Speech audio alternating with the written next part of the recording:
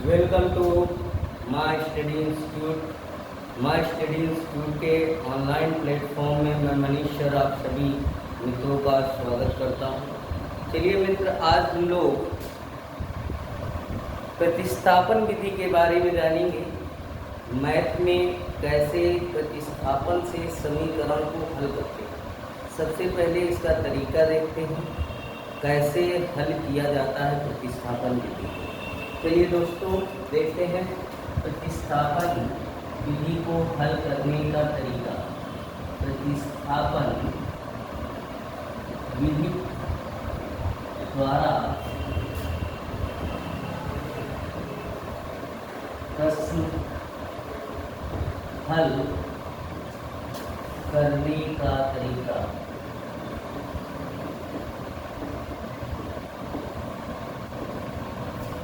आइए मित्रों, हम लोग जानेंगे प्रतिस्थापन विधि द्वारा कैसे सवाल को हल करते हैं।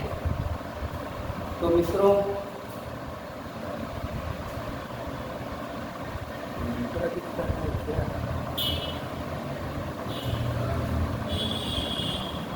देखिए स्टेप फर्स्ट, सबसे पहले स्टेप फर्स्ट में हम क्या करते हैं, हमारे सवाल में दो समीकरण दिए हैं।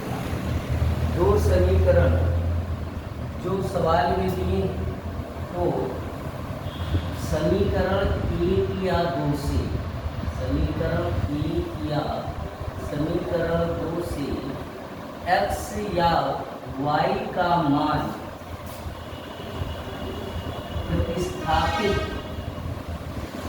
प्रतिस्थापित यानी स्थानांतरित बराबर के उस पक्ष में ले जाना है। बराबर जैसे ये ऐसे लिखा है 2x + 3y = 0। तो जैसे हम x का ले जाए तो ये हो जाएगा 3y, मान लो यहाँ 5 है तो ये हो जाएगा 5 - 2x, y = 5 - 2x/3। ऐसे यानी हमने क्या कहा, समीकरण एक या दो से x या y का मान प्रतिस्थापित यानी स्थानांतरित करेंगे,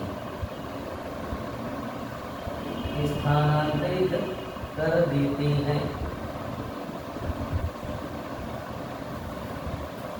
जिसे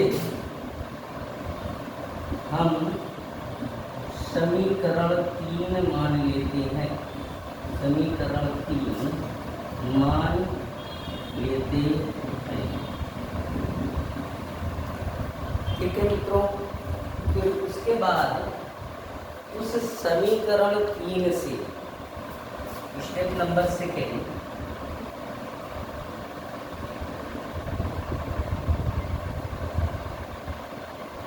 स्टेप नंबर सेकेंड क्या करते हैं, समीकरण 3 से, समीकरण 3 से x या y का मान समीकरण एक या दो में प्रतिस्थापित कर देते हैं, प्रतिस्थापित कर देते हैं। अर्थात समीकरण 3 से x या y का मान समीकरण एक या दो में रख देते हैं, रख देते हैं, जिससे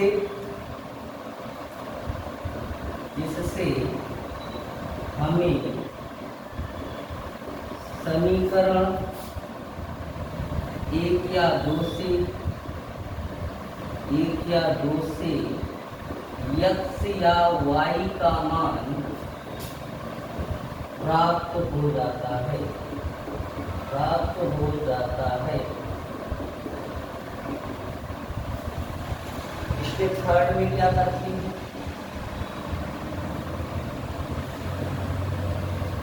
स्टेप थर्ड में मित्रों जो x और y का मान प्राप्त होता है, जो x या y का मान प्राप्त होता है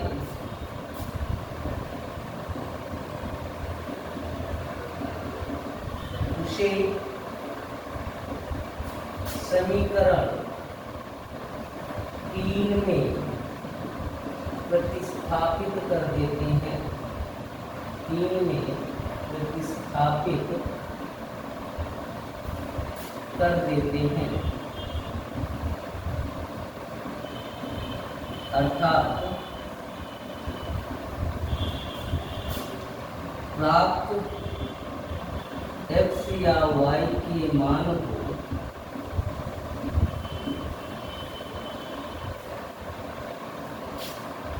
समीकरण 3 में रख देते हैं, जिससे हमें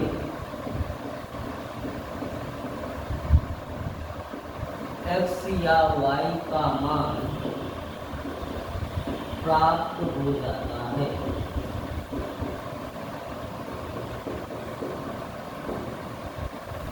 ये रही मित्रों प्रतिस्थापन विधि द्वारा सवाल को हल करने का तरीका। 3 स्टेप में हल किया जाता है। अभी हम आपको सवाल हल करके दिखाते हैं कैसे हल किया जाएगा। तो हम लेते हैं उदाहरण के तौर पर एक सवाल। आप लोग ध्यान से उस सवाल को देखिए और समझने का प्रयास कीजिए। चलिए अब हम लोग सीखते हैं सवाल में प्रतिस्थापन विधि। तो दोस्तों आइए देखते हैं क्लास 10 का NCERT बुक से प्रश्नावली 3.2 से हमने पहला सवाल लिया है। इस पहले सवाल में 6 पार्ट हैं। कह रहा है निम्न रैखिक समीकरण युग्म को प्रतिस्थापन विधि से हल कीजिए। अभी हम लोग सीख रहे थे प्रतिस्थापन विधि से कैसे सवाल हल करते हैं, तो उसी में हमने लिया है क्लास 10 की बुक का NCERT बुक का प्रश्नावली 3.2 का पहला प्रश्न। अब देखिए इसको सॉल्व करके देखते हैं। पहले का पहला पार्ट देखिए, इसमें समीकरण नंबर 1 दिया है x + y = 14। ये समीकरण नंबर 1 है और x - y = 4 समीकरण नंबर 2 है। अब हम समीकरण 2 से समीकरण 3 बनाएंगे। यही हमने कहा था कि x या y के मान को प्रतिस्थापित कर देते हैं। तो अब इस समीकरण 2 से हम x या y के मान को प्रतिस्थापित करेंगे। तो x हम रोकते हैं, y को उधर ले जाते हैं, तो ये 4 + y हो जाएगा। इससे हमने ये समीकरण नंबर 3 बना लिया। अब इस समीकरण 3 से x का मान, समीकरण 3 से x का मान समीकरण 1 में प्रतिस्थापित करेंगे। ध्यान देना, समीकरण 2 से बनाना तो 1 में प्रतिस्थापित करना, 1 से बनाना तो 2 में प्रतिस्थापित, मतलब जिससे बनाएंगे उसको छोड़ करके दूसरे वाले में प्रतिस्थापित करते हैं। तो समीकरण 3 से x का मान समीकरण 1 में प्रतिस्थापित करने पर, अब देखिए समीकरण 1 में देखो, समीकरण 1 क्या है, x + y = 14। अब इस x का मान हमने क्या निकाला है समीकरण 3 में, 4 + y। ध्यान से देखिए 4 + y, तो इस x के स्थान पर ये वैल्यू पुट कर देंगे, यानी x की जगह पर हम लिख देंगे 4 + y, और ये प्लस पहले से प्लस उसी तरह लगा दो, y पहले से y उसी तरह बराबर 14। अब देखो y 2y हो गया और ये 4 उधर ले गए, तो ये 14 - 4 हो गया, तो 2y = 10। अब y पूरे में है, भाग में चला जाएगा, बटे 2 हो गया।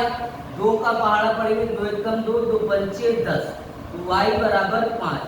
y की वैल्यू कितनी आ गई, 5। हमने क्या कहा था, x या y का मान प्राप्त हो जाएगा। अब y का मान प्राप्त हो गया, तो अब हम इधर देख लेते हैं।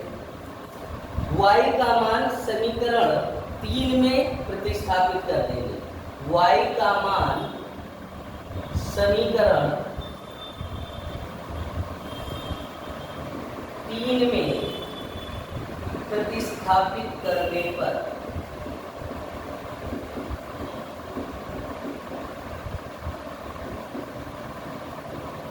समीकरण 3 में y का मान प्रतिस्थापित करेंगे तो 3 समीकरण क्या है, x बराबर 4 प्लस y, यही समीकरण नंबर 3 है।